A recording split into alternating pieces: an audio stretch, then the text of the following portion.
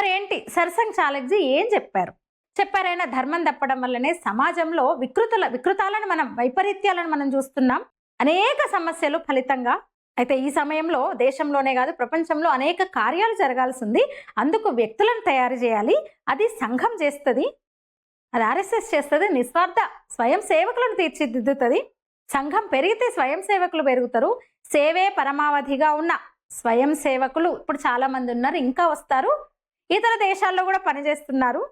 మన చరిత్రను ఆయన చెప్పారు. ఇతర దేశాల్లో ఉన్న వాళ్ళకు కూడా చెప్పారు. ఆయన భారతీయులకు ప్రత్యేకంగా చెప్పారు. మన చరిత్రను, సంస్కృతిని, సంప్రదాయాల్ని, ఆచార వ్యవహారాల్ని, పద్ధతుల్ని చూసి ఎట్లా జీవించాలో నేర్చుకోండి. అక్కడ ఉన్నా సరే ఇట్లా బతకాలని నేను చెప్పింది కాదు, మనం చెప్పింది కాదు, మన పూర్వీకులు చెప్పారు. అది మనకు పరంపరగా వస్తుంది.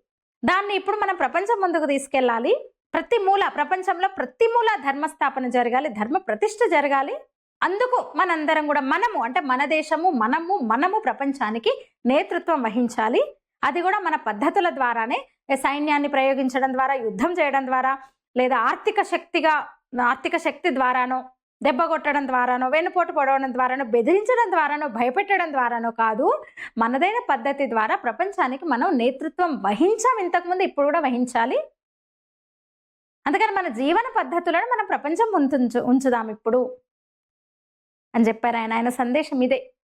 పర్యావరణాన్ని కాపాడుకుందాం. విశ్వ మానవాళి ముఖ్యము, వ్యక్తి నిర్మాణం ముఖ్యము, ముఖ్యంగా ఈ దేశ పరమ వైభవ స్థితి ముఖ్యము. తద్వారానే ప్రపంచం కూడా ప్రశాంతంగా ఉంటది అని ఆయన చెప్పారనమాట. అదే సంఘ నేర్పే సంస్కారం. వ్యక్తి కన్నా వ్యవస్థ గొప్పది, వ్యవస్థ కన్నా దేశం గొప్పది. అదే అందరికీ శ్రీరామ రక్ష. ఆ భావనే అందరికీ శ్రీరామ రక్ష. అదే మోహన్ భగవత్జీ చెప్పారు.